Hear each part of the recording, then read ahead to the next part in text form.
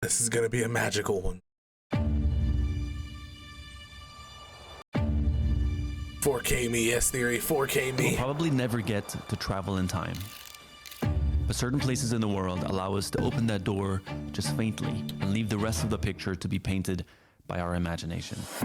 That's what learning about our past through abandoned places enables for me. And hidden within a forest lies a fascinating place. Once a decadent spa town and a Soviet destination that attracted the elites of the Communist Party, including Joseph Stalin himself, for its natural springs that were said to have healing powers. Allowing us to open that door to the past, Skatulbo is now a collection of crumbling hotels, bathhouses, and sanatoriums, left abandoned for decades. What is a except for one sanatorium? of the spas still open and operating today, which is where we'll be staying. But the history of this place is a lot deeper and more complex than meets the eye. And so, we opened yet another chapter in our ex-Soviet I watched one of their videos the other day, and I was like, bro, I gotta bring this about back. what happened to I this small fucking miss country these after the fuckers, dude. Soviet Union left and collapsed, and what this once elegant city turned into. As a nation with a dark history filled with tyrants and a displaced population, this is the story of Georgia. Georgia.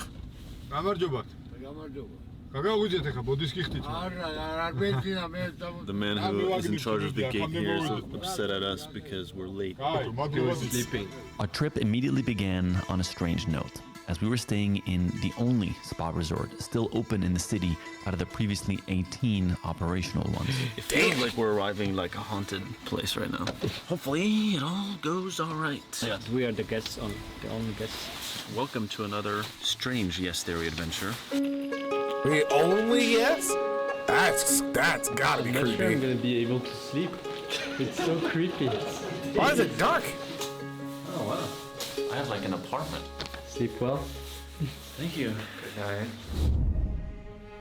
We started the morning by meeting our guide, Lucas, a local Yes Fam member who was born and raised in this city, in fact, and whose grandma worked here. He will be helping us find its hidden corners and understand its peculiar history. Very curious about this place. It's kind of weird arriving. I didn't fully connect that we were like staying in the middle of it. When we arrived, I was like, is this a part of it? So we started. That looks so insane. In the thing that we thought was abandoned. This is the only sanatorium that kept working even after Soviet Union collapsing. This town got like 120,000 visitors per year. Obviously, it's a huge. You part took a of shit our that history fast? now. So Oh let's my go God. and see the chandelier that they have and check the rooms that they wish. had in Soviet Union era. Okay, let's go. Thomas and his strange fascination with Soviet times. I love it though. Our exploration started in the hotel resort we were actually staying in. Originally one of the many Soviet-era sanitariums in this town, a sanatorium was an establishment focused on therapeutic and medical treatment for a variety of ailments, and this town's sanatoriums were famous for their healing spa centers. It was built by Georgian architects, but it was built by German. Yeah, and then they just abandoned the shit out of it. They were like, you know what?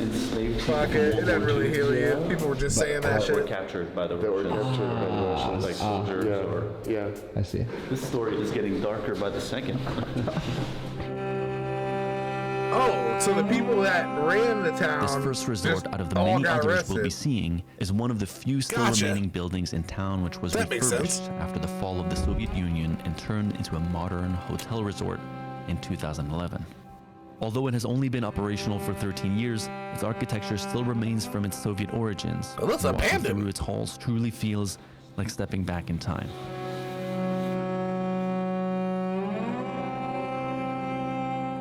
What do you think they performed up here? Probably a lot of music, I guess. Amar's a really good singer, actually. Oh, okay.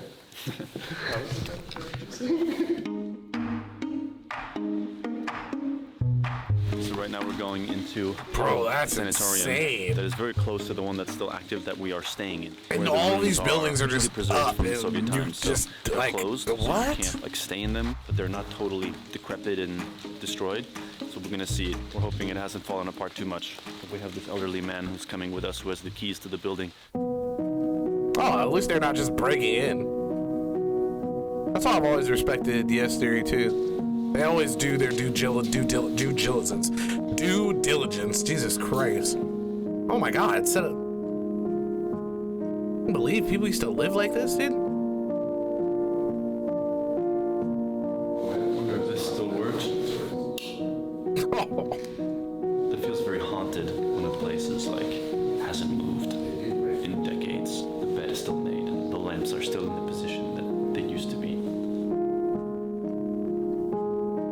I guess they didn't know about fucking cord management back in the day. Jesus Christ.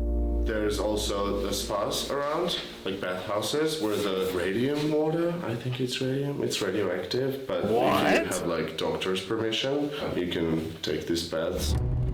Another addition to this town's already strange history is the peculiar phenomenon that made the town famous for its healing properties: the presence of radioactive water in its natural hot springs.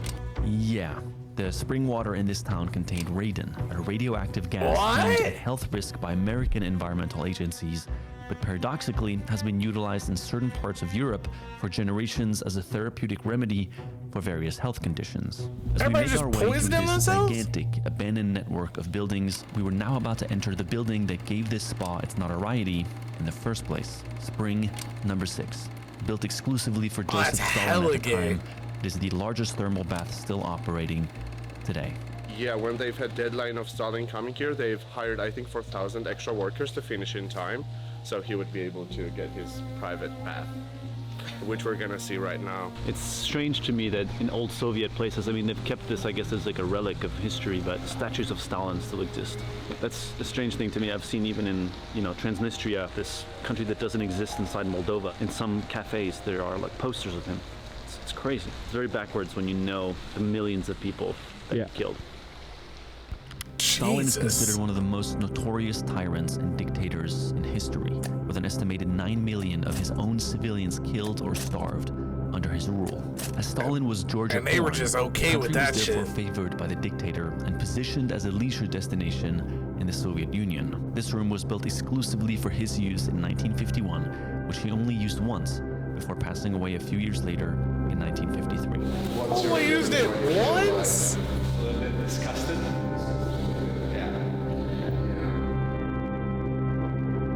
To believe there were just 6 niggas doing squats and walking in circles around that is insane.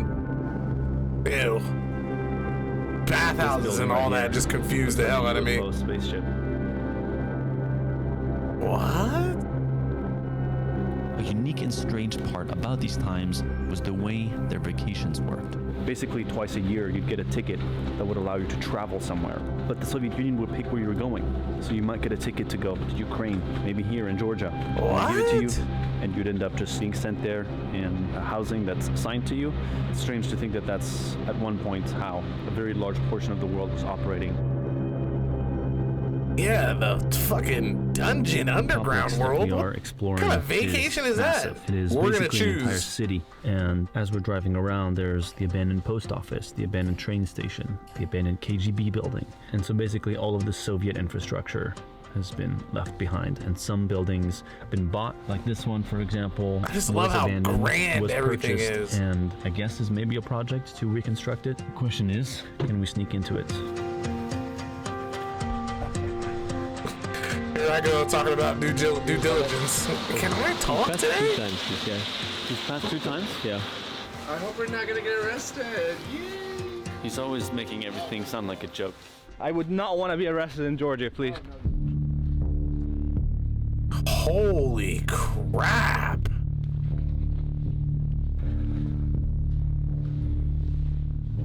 What the heck?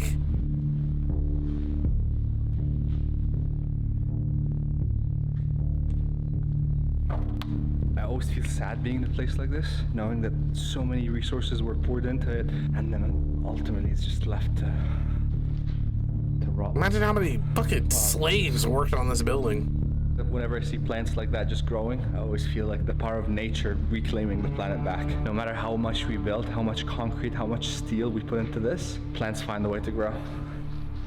Another abandoned building. Well, I mean, technically it's all still on the ground, so You grew if up some in leaves this and area? shit blow in one I grew day, up, like, then 5 yeah, shit's gonna kilometers start away from growing. Here, me and my friends, we usually would go around and explore this abandoned building. I was born in 2000. It was not the best time to have a child. Yeah, my mom emigrated when I was 6. She moved to Greece to help finance my studies, my clothing, basically everything. She moved to Greece just to send money back Yeah. to help you? Yeah. So did Wow. your dad raise you then, or like No, I was raised by my grandparents, my dad's parents. My grandpa's 84, my grandma's 72. I still live with them. They took really good care of me. And this is not just my story. This is basically like 80% of Georgian's story, who was born in 2000. Because, yeah, most of our families, moms, dads, they usually went out of the country to help us. How often would you see your mom growing up? Growing up, there was 11 years that I didn't see her.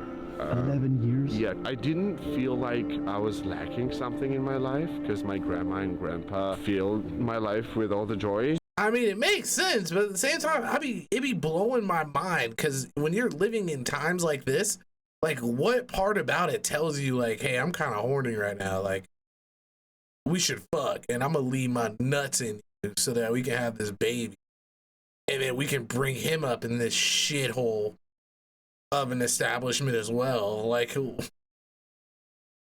blows my mind, bro. Blows my mind. And this nigga buying merch and shit?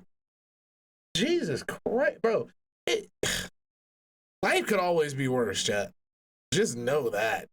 I only imagine what life could be like growing up around all this war and stuff, dude.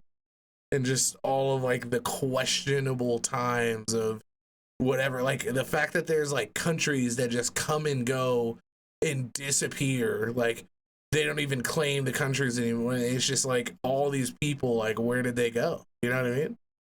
It's insane to think about, really. They literally gave me everything. They're like my parents and I have huge respect for them. But yeah, that's what made me me, and here I am now. Oh my God, is that building connect? And here I am now. This building connect through like the back? Holy shit. This was beyond a compound, dude. This, oh my Lord. It's a really nice hoodie, man. Actually, let me tell you about it. This is the new Seek Discomfort collection. Lucas told me earlier that he liked the sweater, so. Whoa, I really like that sweater you're wearing. Wow, fascinating. If you trust anyone's opinion, trust Luke. Wow, Yeah, fascinating. exactly. It's high quality. Like you can actually feel the letters up. Even when you wash it, like it's probably not gonna lose the color. Probably. I mean, if he gives me one or two, I can test it out and yeah, give the feedback. Actually, Thank you so much. A head full of fears has no space for dreams. Okay, cool. Never mind. All right, so he's just a regular person living life. He's not buying merch. Oh, it smells nice. It's worth just paying for the smell. Yeah. To get this amazing shirt, guys, you just have to go to seekdiscomfort.com and just order it. Nice. Yay! That's fire.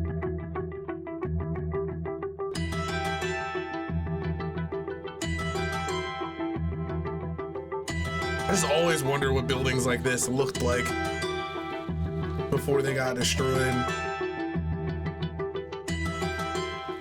this building that we're exploring right now was used the early 90s as a home for IDPs, internally displaced people. As you zoom in to the Google Maps of Georgia, there's a few dotted lines I've been very curious about for a very long time, and those are occupied territories, unrecognized by other countries, occupied by Russia. 80% of the people that lived in Abkhazia, one of these countries that doesn't exist inside of Georgia, left, and many of them fled to this specific region. So when the Soviets left and these sanatoriums were basically abandoned, Georgia moved the people from that region into some of these buildings. Now they have modern buildings built just outside, but initially, as the whole crisis happened, they just housed them here. This building was first used as a sanitarium and then as kind of like a IDP center where people came and lived for some time. So Georgia is filled with layers, and there are many aspects to this story. Humbled to be here and learning about it and getting to see glimpses of its past through these buildings. That's so cool. We'd heard that there were many Georgians who were displaced after the fall of the Soviet Union. Most of them were moved to these abandoned resort buildings. We were about to speak to one of these people, a woman who'd been living inside this abandoned building for over 30 years. What? There's someone here. There's some woman that came. There's someone there? Oh, I read it. Sounds like. Oh, it's getting 20 south. 30? That's where she accepts the guests. It has power? ჩამოჯექი You დაბძალი. can have a sit. არც არაკის მიირთმევ ჭაჭას. Jaja, shot of Jaja. ეხლა მოვიდა. Okay. ხონერა და ჩამომართდა. მე რო სტუმრები მომივა, ხო? მე მინდა ჩემი ქვეყანა რო ვანახო. რო როგორი ხალხი ვარ, როგორი ერი ვარ ჩვენ. I don't drink, so maybe I can I put some water in it just to share the moon over there? I'll get some water. გაგვიმარჯოს. გისურვებთ უკან დაბრუნებას და მეც საკუთარ თავს ვუსურვებ, რომ ოდესმე I thought you weren't supposed to toast water, chat. Isn't that like bad luck? სამშობლოს გაუმარჯოს. To all of მშვიდობიან ქვეყანაში გვეცხოვროს და კარგად ვიყო. You got such a lovely smile. ძალიან საყვარელი ხიმილი გაქვს. რა ვიცი, გიმილი დავტოვეთ აფხაზეთში. აი უთხარი როგორც ეგერ აფხაზეთი, my house, აფხაზია. აი, აქ ცხოვრობდი მე. That's where she lived. აი, Yeah. აი ეს ასე რუსმა წაიღო. That's all the like Russians too. აი ეს რუსმა. ეხლა ომი იყო, ბავშვები პატარები მყავდა, ჩემი მეუღლე დაიჭრა, აი ისა ჩემი მეუღლე აგერ. That's her husband and he got shot. ხო. He got shot. Yeah. ხო, ცოტა ხანი იცოცხლა, ომის ვეტერანის წოდება მისცეს და გარდაიცვალა და And she's been here for 33 years 33 წელი რაც აქ ხარ, ხო? ხო. ხო, yes, it's in been. this building. ამ შენობაში. ხო. Yep. Wow. Yeah. When she got displaced, did she think it was gonna be this long, or did she think that it was more of a temporary thing? ჩვენ ასე გვეგონა, რომ ცოტა ხანი იქნება და ჩვენ დავბრუნდებით ისე დღემდე ლოდინში ვართ. რა ვიცი, რა იქნება. So this is like the story of a woman who just literally got forgotten about, basically. Like the system just completely failed her. That's oh my god, that sucks. You ever sit back and wonder, like I was watching this documentary the other day about like how in other countries, I think it happens a lot in like Russia and Japan and like Korea and shit, but they have like these towns where they used to be towns, but the government like came in and like boarded up the entire town basically, and then they turned like the town into like a testing facility where they would like test drugs and stuff on the people that lived in the town. I wonder if there's any of those towns around like today where like people are just like thriving and living good lives and are still in the same buildings where people used to get like tested on and shit, but they're just living in it now because there's nowhere else for them to go. Like there really is no one that just comes and tells you like, oh hey dude, the war's over. You know what I mean? Like if you just like beat up all the guards one day and then people just stopped showing up, like what do you do then? You know what I mean? I don't know. I think about that shit all the time. როდის იქნება? მაინც გული ვტკივა. Yeah. Do you still hold hope in your heart that you're gonna go back? მენატრება. Yeah, and she misses it. Yeah. Oh, so it's As the world feels like it's descending into this new episode of darkness with all the wars that are happening, what's her message to the world? მე ხალხს ვუჩერდი რომ ერთმანეთი გვიყვარდეს. ერთმანეთს მოვეფეროთ, მოვესიყვარულო და ის ზევით გაიგებს ის ბუნება. კიდე რომ არა ვართ მთლად ცუდი ხალხი. ხო და გადავაჭარბოთ იმას იმ ცუდ ხალხს ჩვენ სიკვდილით და სიყვარულით. მარტო სიყვარული გადაგვარჩენს. ერთმანეთის მოფერება და მოსიყვარულება. ხომ შემეძლო მაგალითად ახლა თქვენ, ო დამანები ახლა თქვენ თავი არ ამაქვს მე. ეს შეიძლება უფალმა თქვა ისე მოეკეცი სხვას როგორც შენ გინდა მოგეცენო რა ვიცი აბა შეიძლება თამშიერი მოდი დღეს ფეხი დაგისველ და ამწვიმა და იმაში ჩემანდი რომ მოსულიყა და მე თქვა არა ბატონო არ მცალია მე ამ ფერკაჭერება გამოვლილ ქალს შემიძლია ამის თქმა არაფრით არ შემიძლია ხო და მე აი თქვენთან რო ვარ ეს სიტყვა და სიყვარული თვარ მე თქვენთან I don't even know what she said. Me ახლა გონია ეს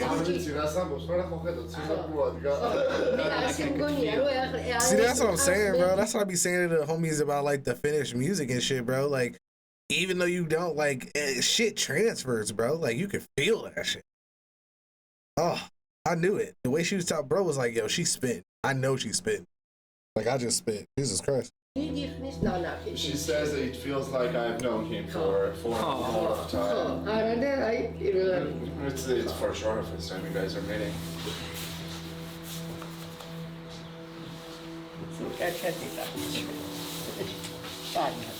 თქვენ დედას მადლობა უთხარით, რომ თქვენ კარგი შვილი გაგზარდა.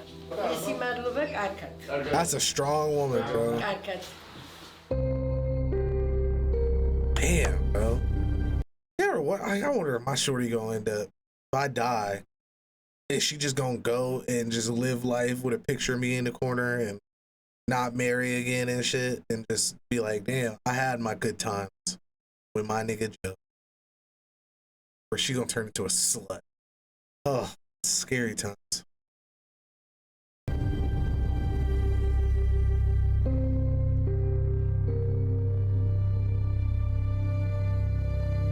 How many rooms were in this specific sanitarium? Nearly 400. 400. Yeah, it was always full. I think they moved out of here like 2 years ago, because 3 months ago when I went here, there were people swimming in the pool, and yeah, they were Really? having fun around here. Yeah. Wow. They were living here. So I'm curious, because your grandparents grew up during the Soviet times. How do they feel about that time era? They did miss it for some time, just because, you know, during the Soviet era, like, it was basically not allowed to not to work. So everyone had a job, everyone had money, everything was pretty much cheap. But also the part when Soviet Union tried to erase the identity of Georgia, that's the part which my grandparents are kind of mad about. Yeah, they try to erase our language. That's the they part try of the to Soviet Union they just were mad erase about? everything and make us Russian. Yeah, there are a lot of people What if- now what that about all struggle they were- transitioning into that phase. What about all the shit they were erasing, dude? When they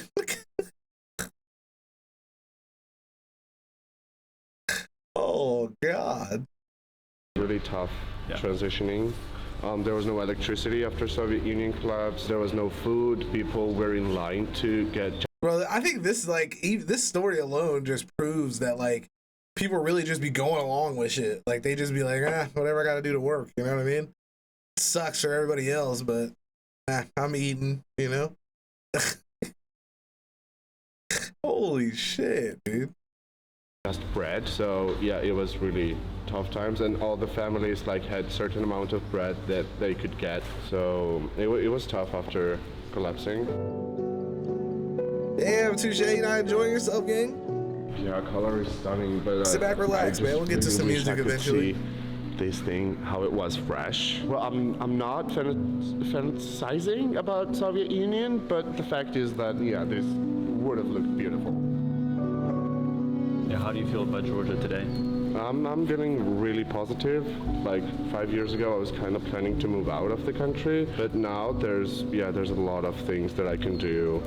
And I enjoy living here. It's really safe. I hope Georgia continues in this positive direction. Yeah, I think so too, but I think it's heavily dependent on people, on us, rather than just the government that's ruling. Because yeah, there were some things that we didn't like, and then we protest, and then the protest actually has results.